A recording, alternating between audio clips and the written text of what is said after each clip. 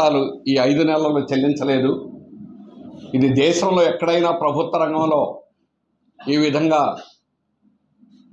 చేయడం రాక్షసత్వం తప్ప మానవత్వం కాదు. ఈరోజు ఉద్యోగులే కాదు, వాళ్ళ బిడ్డలు స్కూల్కి వెళ్ళేటువంటి వాళ్ళు ఏం చేశారు, కాలేజీలకు వెళ్ళేటువంటి బస్సులు ఆపేశారు, విద్యుత్ ఛార్జీలు 16 రెట్లు పెంచారు, హెచ్ఆర్ఏ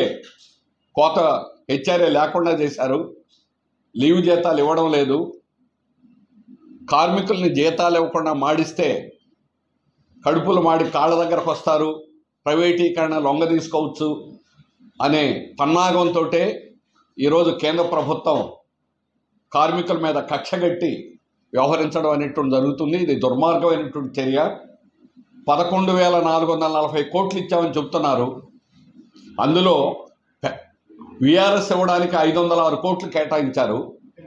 కానీ జీతాలు ఇవ్వడానికి 500 కోట్లు ఎందుకు కేటాయించరు?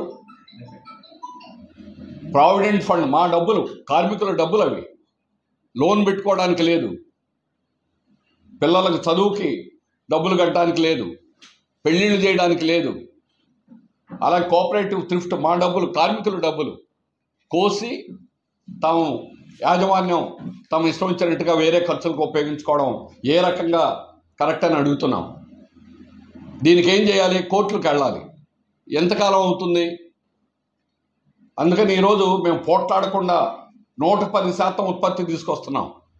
కార్మిక వర్గం స్టీల్ ప్లాంట్లో ఈరోజు 110% ఉత్పత్తి సాధిస్తున్నది. ఎందుకని?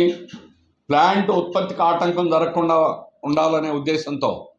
కానీ దాన్ని అవకాశంగా తీసుకొని ఈరోజు కాంట్రాక్ట్ వర్కర్లని 4,000 మందిని తొలగించాలని ఈరోజు కూడా ప్రయత్నం చేసింది. రోజు అదే ప్లాన్లో ఉన్నారు. కాంట్రాక్ట్ వర్కర్ 20 నాటికి కోవిడ్ టైంలో అగ్రిమెంట్ చేశారు, అగ్రిమెంట్ ఫెయిల్ అయింది, వాడు దండం పెట్టి పారిపోయాడు. అలాగే మీరు దీన్ని అమ్మాలని వాల్యుయేషన్ కమిటీ వేశారు, 3 కమిటీలు.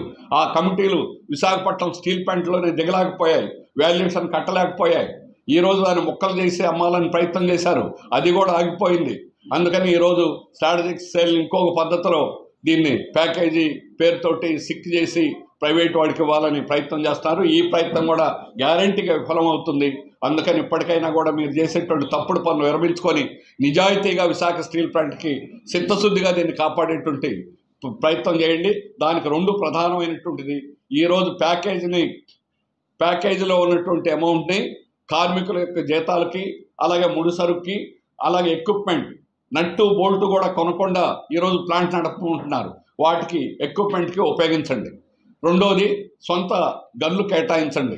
స్టీల్ ప్లాంట్ 100% బ్రహ్మాండంగా నడుస్తుందని చెప్పేసి తెలియజేస్తున్నాం. అందుకని నిజాయితీగా పనిచేయాలని ఎన్డీఏ, బీజేపీ, కేంద్ర ప్రభుత్వాన్ని హెచ్చరిస్తున్నాం. కానీ వాళ్ళని అడగాల్సిన బాధ్యత రాష్ట్ర ప్రభుత్వానికి ఉంది. రాష్ట్ర ప్రభుత్వం ఈరోజు అధికారానికి రాకముందు మీరు ఏదైతే హామీ ఇచ్చారో ఆ హామీ ప్రకారం విశాఖ స్టీల్ ప్లాంట్ కాపాడుతామనేటువంటి హామీకి కట్టుబడి ఎన్డీఏ భాగస్వాములైనటువంటి జనసేన, టీడీపీ పార్టీలు ఖచ్చితంగా నిజాయితీగా పనిచేయాలని కోరుతున్నాం.